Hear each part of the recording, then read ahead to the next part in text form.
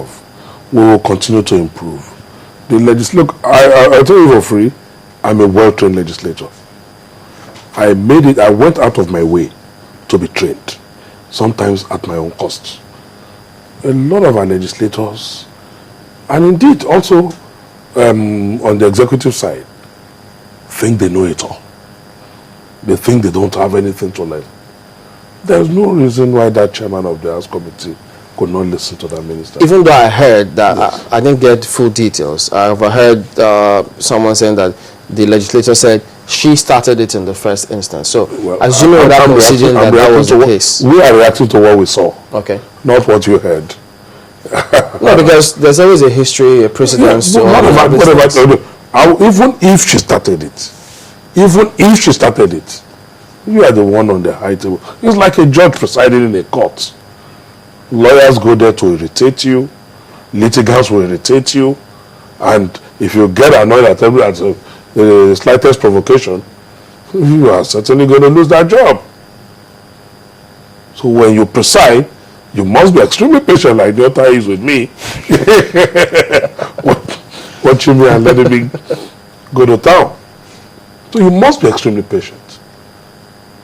And I think that chairman failed that test. Why do we see these kinds of scenarios? It's not the first that we've seen, because whenever there's a budget presentation from the executive to the legislature, you could almost go to bed saying you are sure that there will be some spat, some altercation before the budget is eventually passed, year in, year out. Exactly, coming back to where I said representation. If there was some input, if there was even a retreat. In Lagos, when I was here, when I was in the House, we had this executive legislative party, quarterly, where we sit down together to define a framework for governance for the next quarter. Let me jump in a little bit, but something that is a little different because of the political leaning. So it's easier to manage that. But in this case, where you have 2, 3, 4, sometimes 5 parties involved, how do you manage it? Some of them will tell you, nope. I'll tell you for free, that is easy. First is about our country. Okay. If we all agree it's about Nigeria. And no matter how much of an opposition I am, no matter how unreasonable I try to be, when the cards are open, look, part of what we are budgeting is Lagos-Ibadan Expressway. We are budgeting 10 billion. If it's not, overinflated, it's not inflated. I can get my own expert. You can get, every party can get its own expert. Because every party, every caucus in the House ought to have its own office where they have their own team of experts. Budgetary experts, accounting, in every field. That's the way it ought to be done. Have you seen any such thing near to the way it ought to be done? Well, I assume they have it. I've not been to the National Assembly. But I know they have some of these bodies. I know some parties. Look, sometimes some of us are also called by some of the representatives and some of the caucus to come and help us look at this and look at that, come up with position papers on some issues. So if we have that, now no matter how much of opposition, if your intentions are altruistic, you play it on the table. We want to make Lagos-Ibadan Expressway. Which representative will go on the floor of the House? Anyone representing any constituency between Lagos and Kwara or to Rivers that will run through this road will say, no, you must not put it in the budget for this year. Nobody will dare. Nobody. And I dare say nobody. You say you cannot reconstruct Lagos-Ibadan Expressway even if you don't or East-West Cut or Niger Bridge.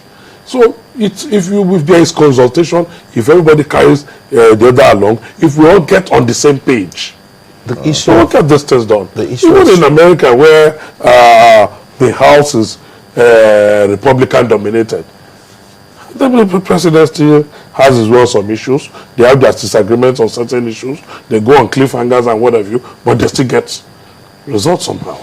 Mr. Ogala, the issue of structure would likely come into play here when you talk about the effectiveness of the legislature. Yes. You talked earlier about their powers. Yes. When they go into this, do they have an agenda. Yes. We asked the question, who creates the agenda? You Yes. said the constituents. Now, the powers of the legislature, Yes.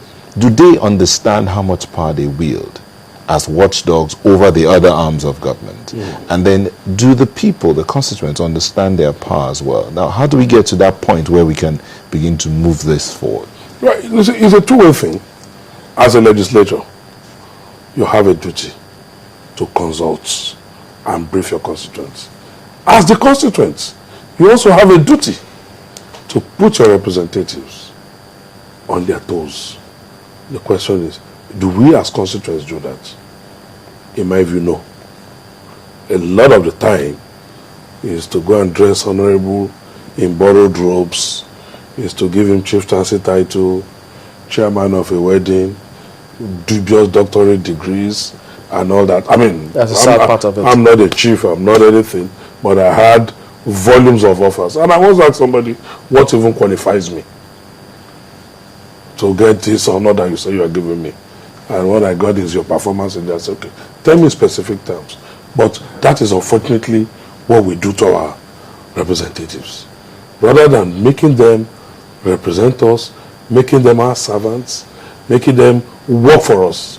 We work for them, we turn them to demigods, we become beggarly, they are our responsibility, our liabilities become theirs. In the morning somebody is at your door, my pikin get belle, your wife is getting married. I mean, somebody walks up to me, oh, my honorable, Yahweh Bimo, which means your wife born pikin, and I'm like, the woman I left in the morning that was not pregnant, suddenly in the evening has a baby. But those are the kind of things even from the elites, you come and help me talk to the governor on this, come and help me do that, come and help me do that. How many of us are ready? If you call a town hall meeting as a legislator, how many of us are ready to leave our businesses to go and spend that 30 minutes with us? Look, I developed a project when I was there. My constituency that I represented has a large industrial base, who I believe also ought to be represented, because a lot of government income comes from them. In the House of Assembly? Yes. And they represented? No, I said who I believe ought to be. I said my constituency had a lot of industrial and commercial outlets, who I also believe should get some form of representation.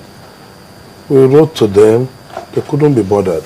When we did public hearing, we write to the various pressure groups, MAN, Chamber of Commerce, Employers Consultative. They don't bother. Even my colleagues as lawyers will not even bother in lawmaking, even laws that will affect our practices. So when they now come out with wrong laws, they come out with funny resolutions, we start critique. Okay. So they when the harm has been done. They could do a lot better in that respect. Could be a lot better. Okay. Let's take a moment for the headlines. We'll come back for the just